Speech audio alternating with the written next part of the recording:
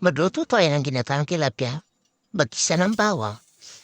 Igisang maigi ang bawang hanggang lumabas ang kanyang aroma. Igisa lang. Sunod ang sibuyas. Hanggang mag-isang maigi.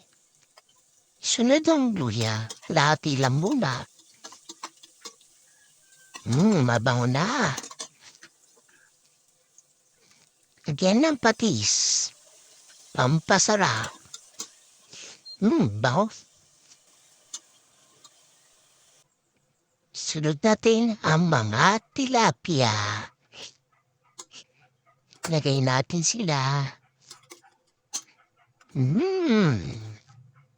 Sarap nito.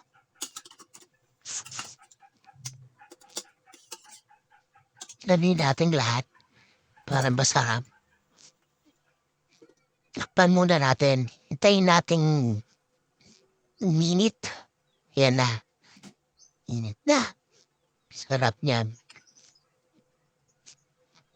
Sunod natin, ilagay yung katirang luya. Tapos yung pechay, niwa ko lang sa maliliit. Yan, lagay natin lahat. Takpan natin yung isda ng pechay. Para malutong maigi. Yan, lagay na natin lahat. Tapos lagyan natin ng konting tubig. Konti lang. Para lang maluto yung pechay. Yan na. Ito na. Tapos lagyan natin ng cubes. Prot. Lagyan natin ng gata.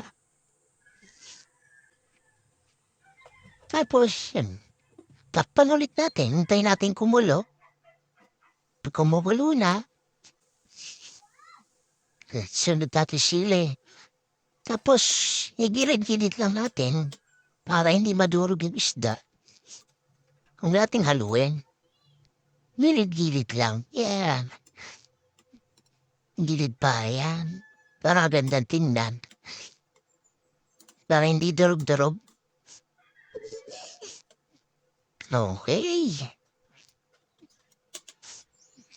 Oops. Yan. Sarap neta.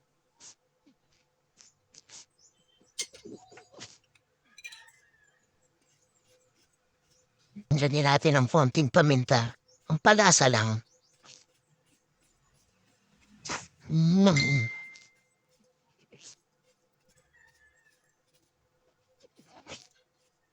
Yan. Lagyan lang ng paminta.